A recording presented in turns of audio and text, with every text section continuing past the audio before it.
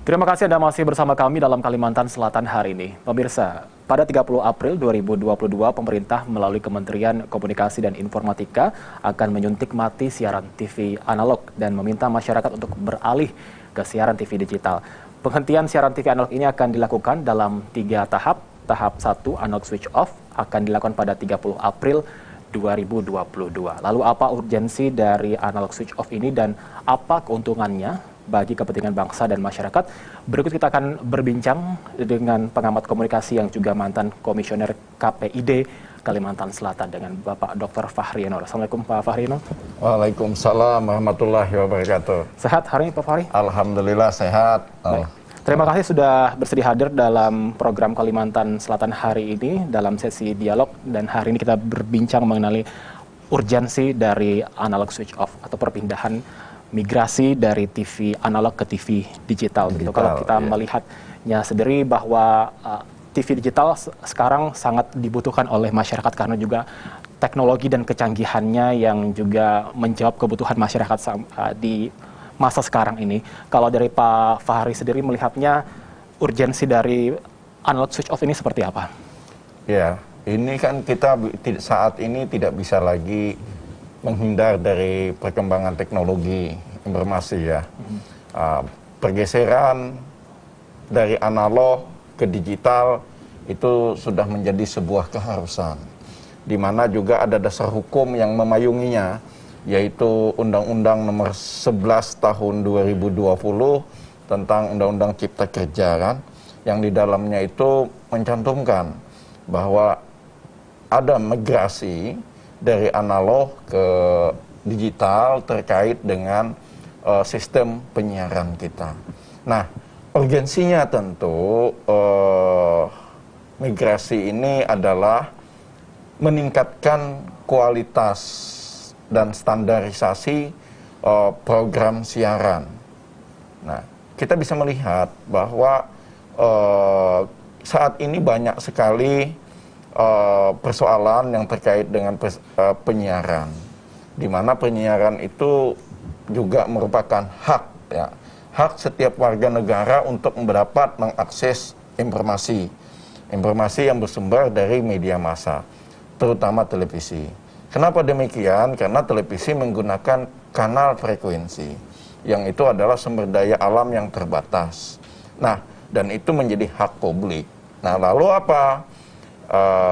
Kita dengan keterbatasan seperti itu, dengan bermigrasi ke digital, maka tentu proses keadilan dalam pendistribusian informasi ini diharapkan juga akan semakin merata.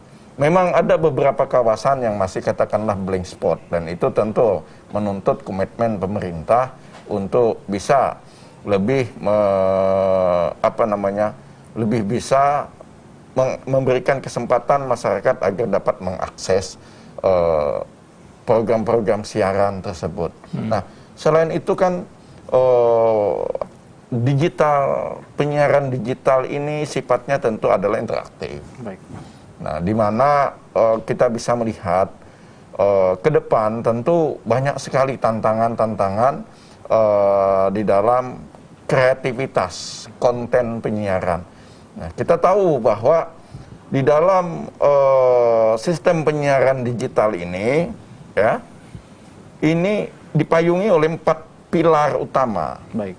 Yang pertama adalah infrastruktur yang multiplexing siaran digital, kemudian program siarannya, kemudian ekosistem perangkat digital yang tentu high teknologi, ya, kemudian sosialisasi kepada masyarakat. Nah, sosialisasi inilah yang harus dilakukan, karena selama ini masyarakat mapan dengan TV analognya. Baik.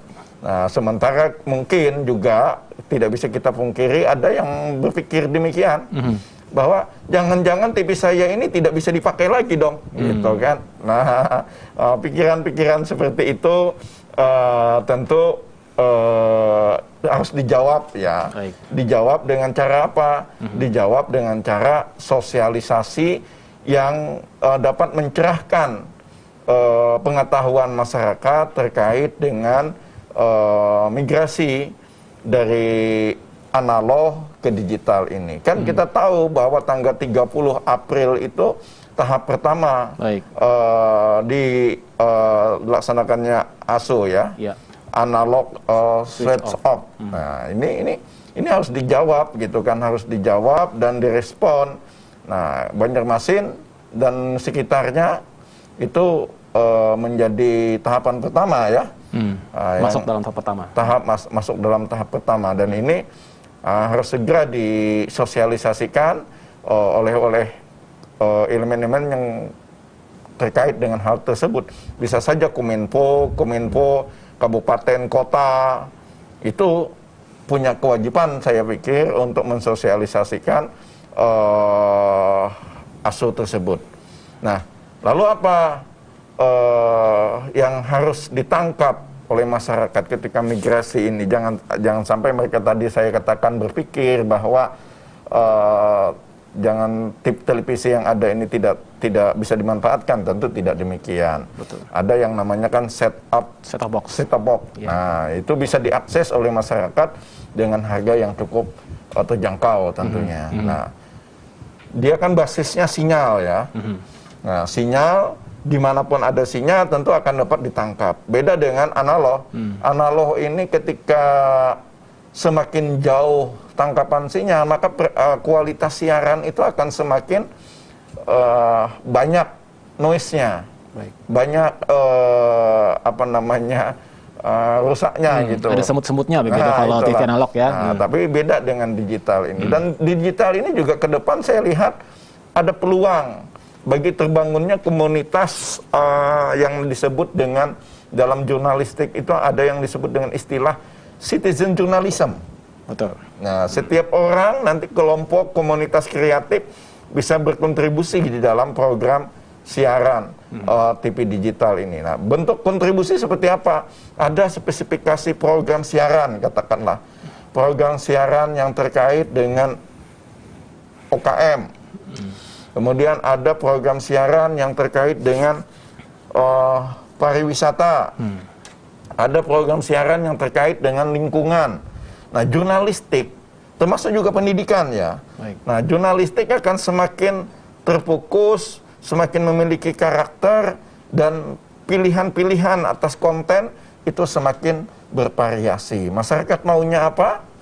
Bisa dicari kanal-kanal yang menyiapkan, yang menyediakan konten-konten yang kita butuhkan sesuai dengan minat mereka. Begitu. Oke. Nah, kalau melihat dari 4 pilar tadi yang disebutkan oleh Pak Fahri Anor, dari infrastruktur, kemudian juga ekosistem perangkat digitalnya, dan juga terakhir tadi adalah sosialisasi. Nah, kalau melihat dari sosialisasi yang sudah dilakukan, ini kalau saya pandang pribadi Pak ya, di TVRI sendiri juga sudah gembar-gembor untuk mengajak masyarakat untuk analog switch off, pindah ke TV digital begitu. Begitu pula dengan juga televisi swasta begitu juga rajin untuk mensosialisasikan untuk segera migrasi di TV digital. Kalau Pak Fahri Anor sendiri melihat bagaimana sosialisasi yang sudah dilakukan saat ini? Ya. Sosialisasi yang dilakukan saat ini untuk kawasan perkotaan, saya pikir cukup direspon baik ya. Di mana juga sebagian besar masyarakat kita sudah bermigrasi ke digital melalui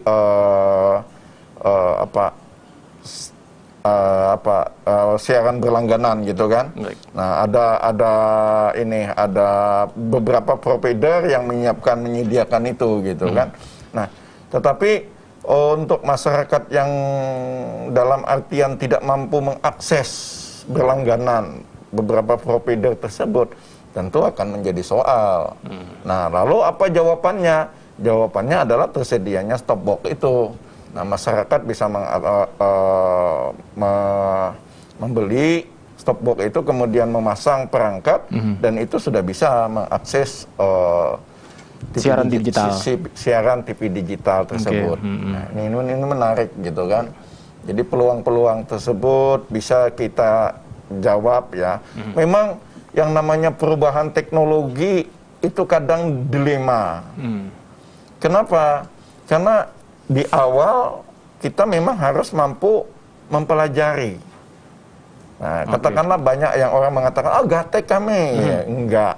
tidak seperti itu tentunya ketika kita mau secara sadar untuk berubah ya. Ini teknologi tidak bisa kita hindari lagi. Seperti halnya perkembangan teknologi informasi saat ini. Banyak aplikasi-aplikasi yang menyediakan berbagai tawaran misalnya. Nah, demikian juga migrasi dari TV analog ke digital tersebut. Oke, nah kalau kita melihat dari secara keseluruhan Indonesia ini untuk migrasi ke TV digital, saat ini apakah kita itu terlambat dibandingkan dengan negara lain yang sudah maju dan sudah punya siaran digital? Menurut Pak Fahri sendiri bagaimana? Ya, kita agak terlambat ya. Kita agak terlambat, tapi lebih baik terlambat daripada istilahnya tidak sama sekali. Baik. Nah, dan ini sempat jadi perdebatan ya, waktu saya di KPI dulu sempat jadi perdebatan bahwa teman-teman di lembaga penyiaran juga agak gamang sedikit tentang hal ini, karena bayangan yang ada itu adalah bahwa ini high tech. Nah, perangkat yang kita siapkan selama ini apakah bisa support dalam hal penyediaan konten-konten siaran? Saya pikir masih bisa dimanfaatkan. Nah, tinggal produksi konten kan tetap aja bisa berjalan dengan menggunakan perangkat-perangkat yang telah masih ada itu. Nah, pola penyiarannya yang memang bermigrasi. Nah, lalu apa nanti masyarakat khalayak kita? Khalayak kita yang selama ini kalau analog hanya tidak bisa interaktif gitu ya.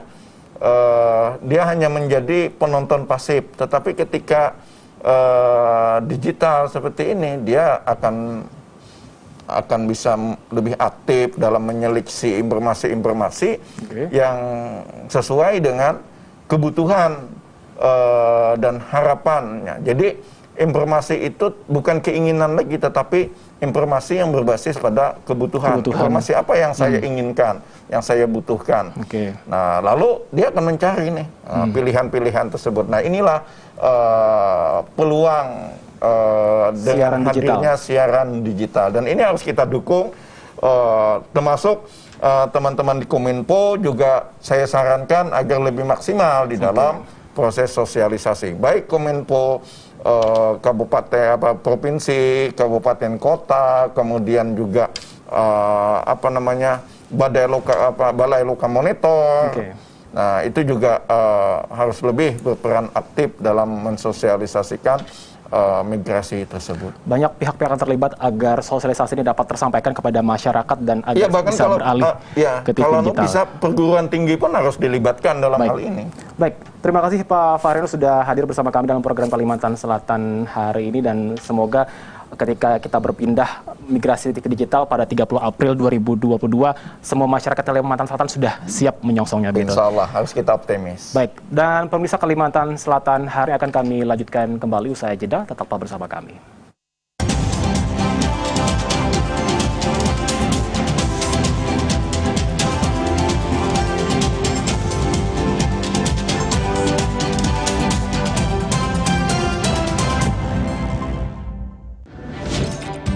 Halo semuanya, aku Modi, maskot TV Digital Indonesia.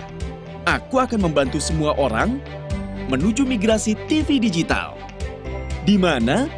Di siarandigital.id dan call center 159.